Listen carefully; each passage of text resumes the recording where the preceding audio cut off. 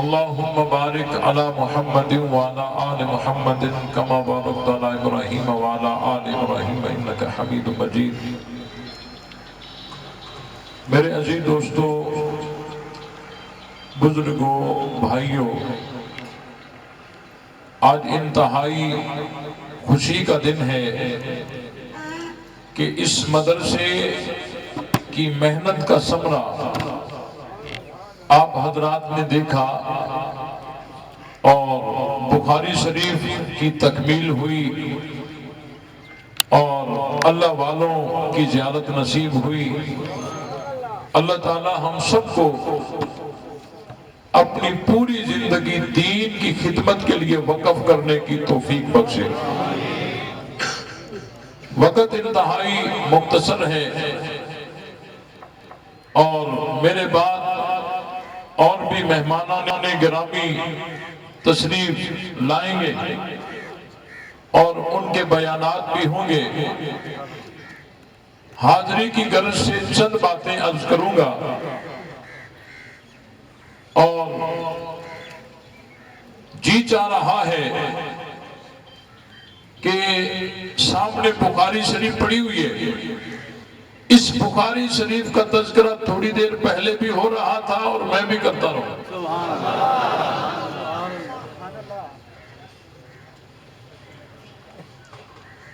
یہ بخاری شریف میرے ہاتھ میں ہے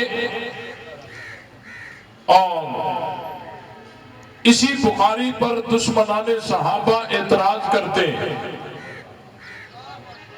اور کہتے ہیں کہ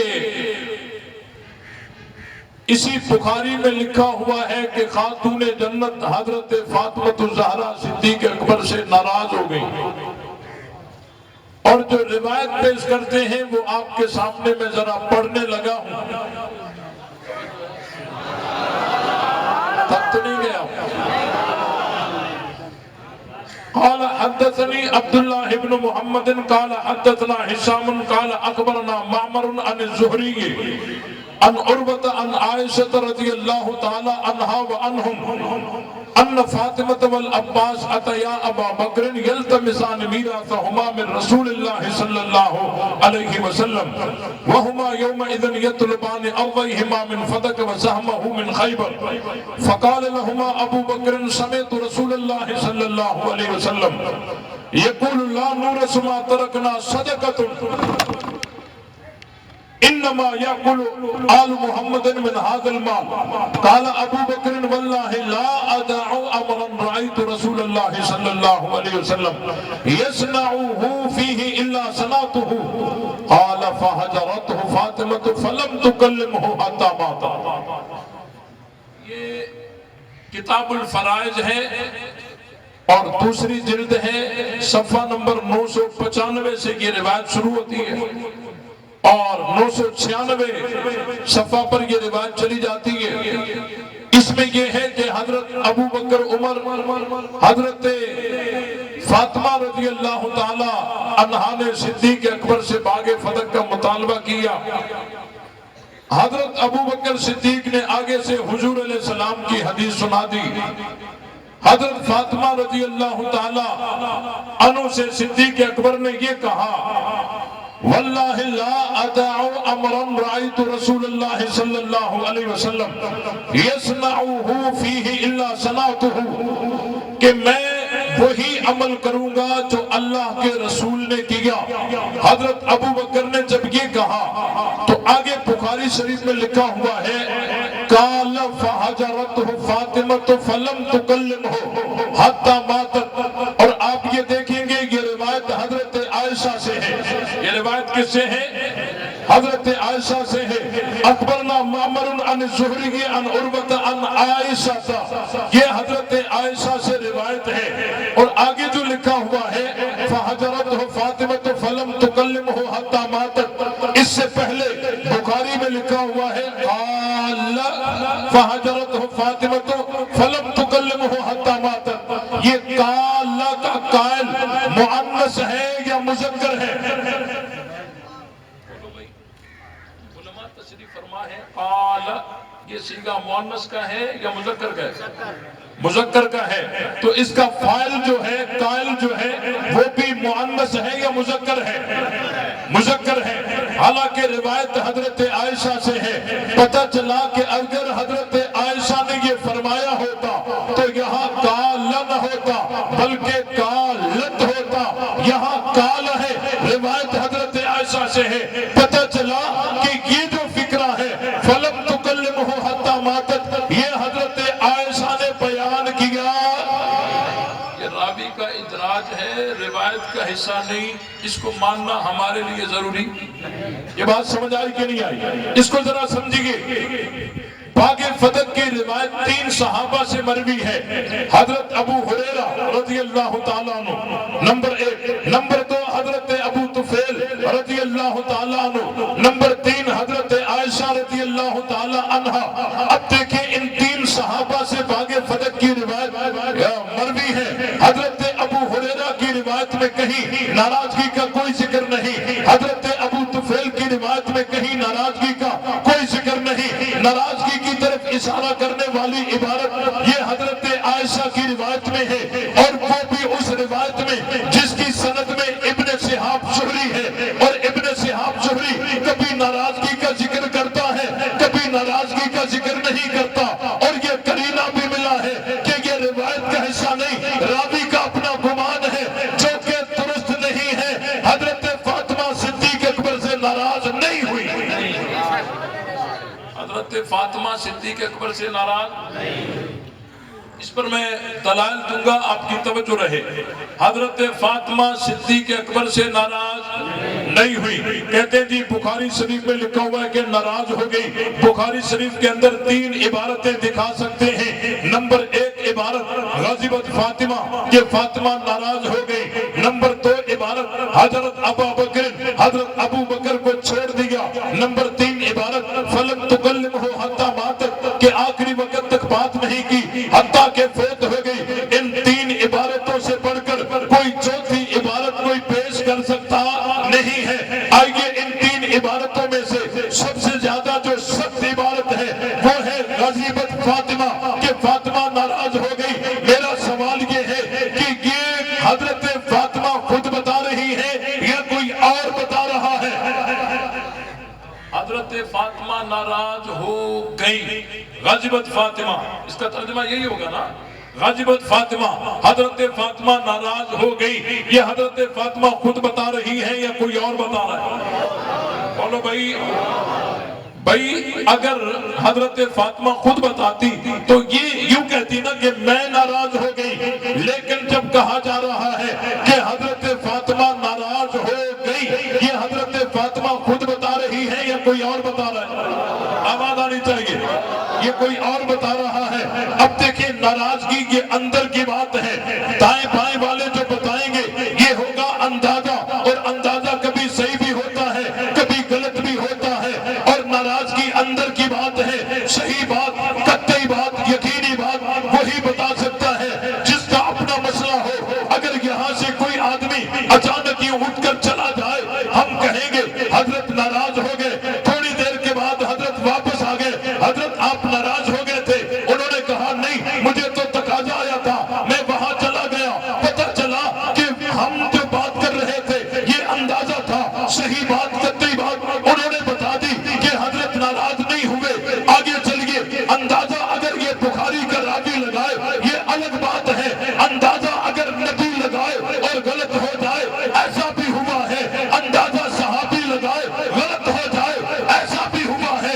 توجہ کیجئے، حضرت موسیٰ اور حضرت خضر ایک ہی کشتی میں جا رہے ہیں، حضرت خضر نے کشتی میں سوراخ نکال دیے اور جی کشتی کو ناکارہ بنایا، حضرت موسیٰ نے اندازہ لگایا یہ کشتی والوں کو ڈبونا چاہتے ہیں، لیکن حضرت خضر نے جب اپنا مقصد واضح بتا دیا، پتا چلا کہ اللہ کے نبی حضرت موسیٰ نے اندازہ لگایا جو کہ درست ہے۔ نبی اندازہ لگائے اور درست نہ ہو، ایسا بھی ہوا ہے، ایسا بھی ہوا ہے۔ حضرت موسیٰ علیہ السلام کوہ طور پر چلے گئے، واپس آئے، قوم گمراہ تھی تو لڑ اپنے بھائی سے رہے تھے۔ سوال پیدا ہوتا ہے، گمراہ قوم ہو گئی، لڑ اپنے اپنے بھائی سے رہے ہیں. کیا وجہ ہے؟ حضرت موسیٰ نے اندازہ لگایا کہ میرے بھائی سے تبلیغ میں سستی ہو گئی، اسی وجہ سے قوم گمراہ ہو گئی. یہ اندازہ لگا کے بھائی سے لڑنے لگے. حالانکہ حضرت ہارون سے تبلیغ میں سستی کا کہیں ثبوت ملتا نہیں ہے. حضرت موسیٰ نے اندازہ لگایا تو کہ درست نہیں تھا. ایک روایت ہے کہ نبی پاک صلی اللہ علیہ وسلم اپنی ازواج مطہرات سے کسی بات پر ناراض ہو کر علیحدہ بالا خانہ میں بیٹھ گئے، اور صحابہ کرام نے حضور کی اپنی ازواج سے اس جدائی کو دیکھ کر اور سمجھ بیٹھے کہ آپ علیہ السلام نے اپنی بیویوں کو طلاق دے دی ہے. اصحاب رسول ہیں، مسجد نبوی میں بیٹھ کر ایک دوسرے سے بیان کر رہے ہیں کہ پیغمبر نے اپنی بیویوں کو طلاق دے دی ہے. اتنے میں حضرت عمر آ گئے. حضرت عمر کو بتایا گیا. حضرت عمر حضور علیہ السلام کے پاس چلے گئے اور حضرت عمر نے آپ علیہ السلام سے پوچھا، اے اللہ کے رسول، کیا آپ نے اپنی بیویوں کو طلاق دی ہے؟ آپ علیہ السلام نے فرمایا، نہیں، میں نے تو اپنی بیویوں کو طلاق نہیں دی. پتہ چلا کہ صحابہ مسجد نبوی میں بیٹھ کر اندازہ لگا رہے تھے. جو بات کر رہے تھے وہ اندازہ تھا، جو روایت کر رہے تھے وہ اندازہ تھا، جو کہ درست نبی اندازہ لگائے درست نہ ہو، ایسا بھی ہوا ہے. صحابی اندازہ لگائے درست نہ ہو، ایسا بھی ہوا ہے. تو بخاری کے راوی نے اپنے شیخ اور اپنے استاد سے لم تتکلم سن لیا کہ حضرت فاطمہ حضرت ابو بکر سے کلام نہیں کیا، تو اس کی علت سمجھ بیٹھا وہ ناراضگی ہے. حالانکہ عدم تکلم ایسا معلوم ہے کہ جس کی اور بھی بہت ساری علتیں ہیں. عدم ضرورت مطمئن ہو جانا، اس لیے اس نے ایک ہی علت بنا لی، ناراضگی والی، اور اس کو بیان کرنے لگے. اور یہ راوی کا اندازہ ہے جس پر میں نے قرینہ بھی پیش کر دیا. اور یہ بھی بتاتا چلوں کہ اگر ہم راوی کے اندازے کو درست کہتے ہیں تو اعتراض خاتون جنت پہ آتا ہے کہ نبی کی حدیث سن کر ناراض کیوں ہو گئے. اس لیے علماء اہل سنت نے حب اہل بیت کا مظاہرہ کرتے ہوئے خاتون جنت پہ اعتراض آنے نہیں دیا. کہاں حضرت فاطمہ ناراض ہی نہیں ہوئی. یہ جو راوی نے بیان کیا ہے یہ راوی کا گمان ہے جو کہ درست نہیں ہے. نبی کا اندازہ غلط ہو جائے تو نبوت پہ فرق نہیں آتا. صحابی کا اندازہ غلط ہو جائے صحابیت پہ فرق نہیں آتا. بخاری کے راوی کا اندازہ غلط ہو جائے تو ان کی ثقافت پہ کوئی فرق نہیں آتا. آگے چلیے کہتے ہیں جی ابو بکر و عمر نے اہل بیت پہ بڑے ظلم کیے ہیں. میں نے کہا اس کو حل کرنے کے لیے ہم حضرت فاطمہ کی زندگی کے دو حصے کرتے ہیں، ایک نبوی دور اور ایک صدیقی دور. اور دونوں دوروں میں حضرت فاطمہ کی معیشت پہ نظر ڈالیے، دودھ کا دودھ پانی کا پانی ہو جائے گا. حضرت فاطمہ نبوی دور میں ان کی معیشت کیا تھی، حضرت فاطمہ کی صدیقی دور میں معیشت کیا تھی. دونوں پہلو سامنے رکھو، پتہ چل جائے گا حق کہاں ہے باطل کہاں ہے، ظلم ہوا ہے یا انصاف ہوا ہے. آئیے وہ بھی توجہ، وہ بھی کسی اور کتاب سے نہیں. معیشت فاطمہ نبوی دور میں دیکھو اور معیشت فاطمہ صدیقی دور میں دیکھو. حضور علیہ السلام کی رحلت تک یہ حضرت فاطمہ کا نبوی دور ہے، اور حضور علیہ السلام کی رحلت سے لے کر خود حضرت فاطمہ کی رحلت تک یہ حضرت فاطمہ کا صدیقی دور ہے. ان دونوں دوروں میں حضرت فاطمہ کی معیشت پہ نظر ڈالیے. ملا باقر مجلسی اپنی کتاب جلال العیون میں لکھتا ہے، ناسک التواریخ کے اندر بھی موجود ہے کہ امام الانبیاء جناب محمد مصطفیٰ احمد مصطفیٰ صلی اللہ علیہ وسلم کے پاس بڑے غلام آئے تھے، بڑے قیدی بن کر آئے تھے. حضرت فاطمہ کام کاج میں تھک جایا کرتی تھی اور ہاتھوں میں آبلے نکل آئے تھے. حضرت فاطمہ کو حضرت علی نے بھیجا کہ حضور کے پاس جا کر کوئی خادم لے آ. حضرت فاطمہ آئی، حضور کی محفل میں آئی. نبی کی محفل میں لوگوں کا ہجوم دیکھ کر حضرت فاطمہ کچھ کہے بغیر واپس چلی گئی. لیکن حضور علیہ السلام سمجھ گئے کہ فاطمہ کچھ کہنے آئی تھی، واپس چلی گئی. حضور علیہ السلام چلے آئے، حضرت فاطمہ کے پاس آئے، علی کے گھر میں آئے. باقر مجلسی لکھتا ہے، جلال العیون کے اندر موجود ہے کہ امام الانبیاء جناب محمد مصطفیٰ نے آ کر سلام دیا، سلام کیا. جواب نہیں دیا، خاتون جنت نے بھی سلام کا جواب نہیں دیا، پھر پیغمبر نے دوسری بار سلام کیا، کسی نے جواب نہیں دیا۔ آگے لکھتا ہے جواب نہ دینے کا مقصد کیا تھا، وجہ کیا تھی؟ وجہ یہ تھی کہ علی اور فاطمہ ایک ہی لحاف میں لپٹے ہوئے تھے، ان کے تن کے کپڑے نہیں تھے، وہ پہن کر پیغمبر کے آگے حاضر ہوتے۔ یہ ہم نے نہیں لکھا، یہ کتب تشیع کے اندر آج بھی موجود ہے۔ بالآخر پیغمبر نے تیسری بار سلام کیا، حضرت علی نے سوچا اب اگر ہم جواب نہیں دیں گے پیغمبر واپس چلے جائیں گے۔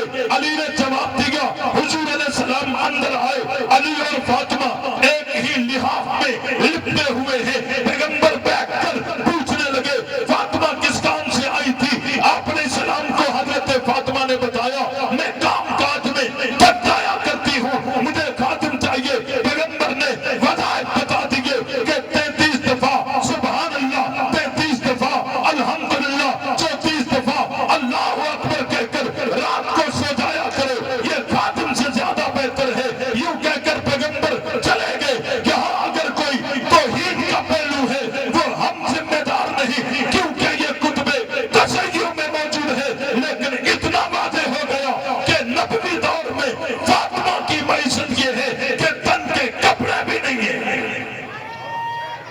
توجہ بات سمجھانے دیجیے، اگر اس عبارت اور روایت میں کہیں توہین کا پہلو نکلے بھی صحیح، ہم اس کے ذمہ دار نہیں، کیونکہ یہ کتب تشیع میں موجود ہے کہ حضرت فاطمہ کی معیشت یہ تھی کہ تن کے کپڑے بھی نہیں ہیں۔ اور آئیے صدیقی دور میں فاطمہ کی معیشت پہ نظر ڈالیے۔ ابن ابی الحدیث شرح نہج البلاغہ، ابن میثم بحرانی اور درہ نجفیہ، اس کے اندر ایک عبارت تسلسل کے ساتھ آئی ہے، وَكَانَ يَأْخُذُ غَلَّتَهَا فَيَدْفَعُ إِلَيْهِمْ مِنْهَا مَا يَكْفِيهِمْ، کہ حضرت ابو بکر نے باغ فتح سے نفع لے کر اہل بیت کو اتنا دیا کہ ما یکفیہم، ان کو کافی ہو گیا، اب کسی چیز کی کوئی ضرورت باقی بچی۔ یہ معیشت فاطمہ صدیقی دور میں اور کتب تشیع کے شروع سے کہ حضرت ابو بکر نے اتنا دیا ما یکفیہم، کافی ہو گیا۔ اب کافی تب ہوا جب وہ لے رہے تھے، جب وہ صدیق اکبر سے لے رہے تھے، اور جو آدمی ناراض ہو کسی سے وہ اس سے پانی کا گھونٹ بھی نہیں لیتا۔ آپ سے کوئی آدمی ناراض ہو آپ اس کو پانی دے دیں گے وہ نہیں لے گا، اور ہر نہ لینے والا ناراض نہیں ہوتا۔ بات سمجھ آئی؟ میں نے یہ آپ کو فریز کرنے کے لیے یہ بات عرض کر دی۔ اگر کوئی کسی سے ناراض ہوتا ہے، پانی کا گھونٹ دے دو نہیں لے گا، چائے کا کپ دے دو نہیں لے گا، کوئی اور چیز دے دو نہیں لے گا، کیونکہ ناراض ہے۔ لیکن یہاں صدیق اکبر دے رہے ہیں، خاتون جنت لے رہی ہے، صدیق اکبر دے رہے ہیں، اہل بیت لے رہے ہیں، اتنا لے رہے ہیں کہ ان کے تمام ضروریات ان کی پوری ہو جاتی ہے۔ پتہ چلا کہ ناراضگی والی باتیں ساری غلط، ناراضگی والی باتیں ساری صدیق اکبر دے رہے ہیں، اہل بیت لے رہے ہیں، اور اتنا دیا کہ ما یکفیہم، کافی ہو گیا۔ آگے چلیے، یہ ابن ابی الحدیث شرح نہج البلاغہ، ابن میثم بحرانی درہ نجفیہ اور فیض الاسلام کی جو فارسی کی شرح ہے نہج البلاغہ، اس کے اندر بھی یہی عبارت موجود ہے۔ اب آگے چلیے، ابو داؤد میں ایک روایت ہے، ابو داؤد میں ایک روایت ہے، حضرت علی فرماتے ہیں کہ ایک دفعہ حضرت عمر نے مجھے بلایا، فدعانی فقال خذہ، حضرت عمر نے مجھے بلایا، علی فرما رہے ہیں حضرت عمر نے مجھے بلایا اور کہا کہ یہ خمس لے لو، فقلت لا اریدہ، میں نے کہا میں لینے کا ارادہ نہیں کرتا، فقال خذہ فانتم احق بہ، حضرت عمر نے دوبارہ کہا یہ خمس لے لو، تم اس کے زیادہ حقدار ہو، حضرت علی فرماتے ہیں میں نے کہا کل تو قدستغنینا عنہ کہ ہم اب خمس لینے سے غنی ہو گئے ہیں، خمس لینے سے غنی ہو گئے ہیں، یعنی اب لینے والے نہیں دینے کی پوزیشن میں آ گئے ہیں۔ فجعلہ فی بیت المال، پھر حضرت عمر نے اس خمس کو بیت المال کے اندر داخل کر دیا۔ اب دیکھیں یہ نہج البلاغہ کی روایت کو دیکھیں گے، ابو داؤد کی روایت کو دیکھیں گے، کتب تشیع کی روایت کو دیکھیں گے، کتب تسنن کی روایت کو دیکھیں گے، دونوں روایتیں بتاتی ہیں کوئی ظلم نہیں ہوا، انہوں نے اتنا دیا کہ وہ غنی ہو گئے۔ آگے چل گئے ابن ابی الحدید شرح نہج البلاغہ جلد 4 صفحہ 82 پہ ایک روایت موجود ہے۔ ایک راوی امام محمد باقر سے پوچھتا ہے اوائیت ابا بکر و عمر حل ظلماکم من حقکم شیئا، ایک راوی ہے امام محمد باقر سے پوچھتا ہے کہ امام صاحب ابو بکر و عمر کا پتہ بتائیے کیا انہوں نے آپ پر کوئی ظلم کیا؟ امام محمد باقر سے پوچھتا ہے، امام صاحب فرماتے ہیں فقال اللہ، فرماتے ہیں نہیں ہمارے پر کوئی ظلم نہیں کیا۔ آگے چل کے امام صاحب فرماتے ہیں ما ظلمنا من حقنا بشیء مثقال حبۃ من خردل، رائی کے برابر بھی ہمارے اوپر کوئی ظلم نہیں کیا گیا، رائی کے برابر بھی ہمارے اوپر کوئی ظلم۔ ابو بکر و عمر نے رائی کے برابر بھی ہمارے اوپر کوئی ظلم نہیں کیا، یہ امام محمد باقر فرما رہے ہیں، نہج البلاغہ جلد 4 صفحہ 82 اس پہ موجود ہے۔ اب مجھے بتاؤ ایک یہودی ذریت ہے وہ کہتی ہے ابو بکر و عمر نے اہل بیت پہ ظلم کیا، اور امام محمد باقر ہیں وہ فرماتے ہیں رائی کے برابر بھی ظلم نہیں کیا۔ فیصلہ تم پر چھوڑتا ہوں، تم بتاؤ کہ حضرت امام محمد باقر کی بات مانے یا یہودی ذریت کی بات مانے؟ امام محمد باقر کی بات مانیں گے۔ امام محمد باقر نے فرمایا ہے کہ ہمارے اوپر ابو بکر و عمر نے رائی کے برابر بھی ظلم نہیں کیا۔ جو کہتے ہیں ابو بکر و عمر نے اہل بیت پہ ظلم کیا وہ ائمہ کے نقش قدم پہ نہیں ہے، ائمہ نے تو اپنا موقف دے دیا کہ رائی کے برابر بھی ہمارے اوپر کوئی ظلم نہیں ہوا۔ یہ بعد میں یہودیوں کی گھڑی ہوئی باتیں ہیں۔ آخری بات عرض کرتا ہوں، کہتے ہیں جی باغ فتح کیوں آیا حضرت ابو بکر سے حضرت عمر کے پاس، پھر حضرت عثمان کے پاس، پھر حضرت علی کے پاس، پھر حضرت امیر معاویہ کے پاس، کیوں کرتا کرتا پھر جو ہے حضرت عمر بن عبدالعزیز کے پاس آیا، اور حضرت عمر بن عبدالعزیز نے وہ باغ فتح پھر اولاد فاطمہ کو یہ کہہ کر واپس کیا کہ یہ ان کا حق ہے اور میں انہی کو لوٹا رہا ہوں۔ آپ نے سنا ہوگا حضرت عمر بن عبدالعزیز نے اولاد فاطمہ کو یہ کہہ کر دیا کہ یہ حق ان کا ہے۔ میں نے کہا یہ بات غلط ہے، بے بنیاد ہے۔ کیا ہے؟ مشکات شریف کتاب الجہاد باب الفی میں یہ روایت موجود ہے۔ اس میں آپ دیکھیے، اس میں یہ ہے کہ حضرت فاطمہ حضور سے باغ فتح مانگنے گئی اور حضور علیہ السلام نے وظائف بتا کے واپس کر دیا، اور یہی باغ فتح حضرت ابو بکر کے دور میں آیا۔ جس طرح نبی عمل کرتے تھے اسی طرح عمل ہوتا رہا، پھر حضرت عمر کے دور میں بھی اسی طرح عمل ہوتا رہا، حضرت عثمان کا دور، حضرت علی کا دور، حتیٰ کہ حضرت معاویہ کے دور میں پھر مروان نے اپنی ملکی میں اس کو داخل کر دیا، آگے چل کر یہ ملکیت مروان بن گیا۔ پھر جب حضرت عمر بن عبدالعزیز آئے، چونکہ مروان عمر بن عبدالعزیز کا دادا تھا، تو حضرت عمر بن عبدالعزیز نے مروان کی اولاد کو جمع کیا، یعنی اپنے چچاؤں کو جمع کر کے، اور کہا کہ یہ باغ فتح وہ ہے جو خاتون جنت کی ملکیت میں بھی آ نہیں سکتا، تو مروان کی ملکیت میں کیسے آ سکتا ہے؟ میں عمر بن عبدالعزیز اس باغ فتح کو پہلوں کے طریقے پہ لوٹا رہا ہوں، پہلوں کے طریقے پہ، نہ کہ اولاد فاطمہ کو ان کا حق اور ان کی ملکیت بنا کر دیا۔ یہ بات غلط ہے، پہلوں کے طریقے پہ لوٹاتا ہوں، یعنی پہلے جس طرح عمل کرتے رہے بیت المال میں رکھتے رہے، میں بھی اسی طرح رکھ رہا ہوں۔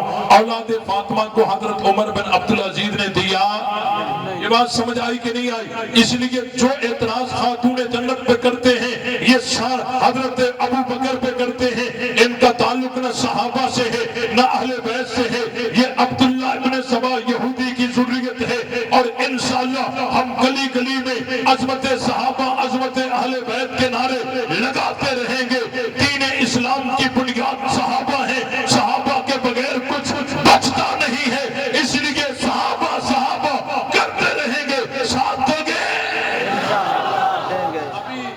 توجہ ابھی جو سکول میں نصاب بنایا گیا ہے، جو سلیبس بنایا گیا سب کے لیے ایک ہی، اس میں سے ایک طبقے کو تھوڑی تکلیف ہوئی ہے۔ رات میں نے وہ ساری کتابیں منگا کر دیکھا، اس میں قرآن کا ذکر ہے، سیرت طیبہ کا ذکر ہے، اور جی توحید کا ذکر ہے، آسمانی کتابوں پر ایمان کا ذکر ہے، فرشتوں پر ایمان کا ذکر ہے، قیامت پر ایمان کا ذکر ہے، نبی کی سیرت کا ذکر ہے، حج کا ذکر ہے، روزے کا ذکر ہے، اذان کا ذکر ہے، نماز کا ذکر ہے، اخلاق کا ذکر ہے، سیرت کا ذکر ہے، معجزات کا ذکر ہے، اللہ کی وحدت کا ذکر ہے، پیغمبر کی رسالت کا ذکر ہے۔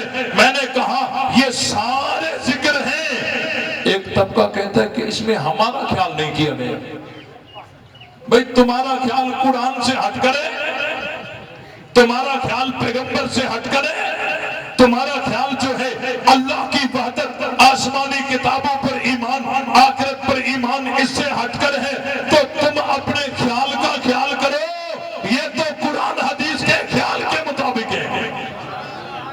میں نے رات بھی ایک جگہ کہا، میں نے کہا یہ وہ قوم ہے، اس قوم کو اگر روزہ رسول پہ کھڑا کر دو نا تو وہاں بھی کہیں گے یہ حجرہ عائشہ کا ہے، ادھر ابو بکر ہیں، 7 عمر ہیں، ادھر بھی ہمارا خیال نہیں کیا گیا۔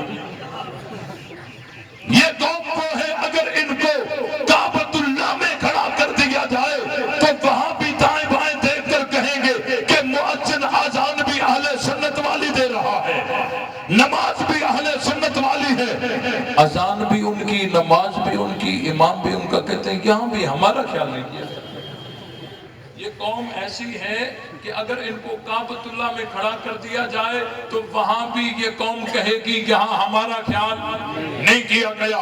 یہ قوم ایسی ہے اگر ان کو مصلی رسول پر کھڑا کر دیا جائے اور مصلی رسول کی تاریخ بتا دی جائے کہ حضرت ابو بکر آئے، اس مصلی پر بعد میں عمر آئے، اس مصلی پر بعد میں عثمان آئے، اس مصلی پر بعد میں علی آئے، یوں چلتے چلتے چلتے چلتے آج تک کوئی تشیعوں کا امام یہاں نہیں آیا۔ اگر یہ بتا دیں گے تو وہ بھی کہیں گے کہ یہاں ہمارا خیال نہیں کیا گیا، جو تمہارا خیال نہیں کیا گیا۔ جب جنت میں اللہ صحابہ کو داخل کریں گے اس وقت بھی یہ سڑک پر کھڑے ہو کر کہیں گے یہاں بھی ہمارا خیال نہیں کیا گیا۔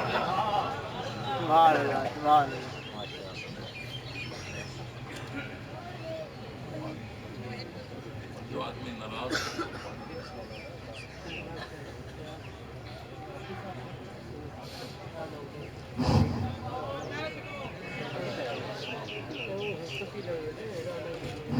تشریف رکھے بھی، تشریف رکھے، نعرہ تکبیر، اللہ اکبر، تشریف رکھے بھی۔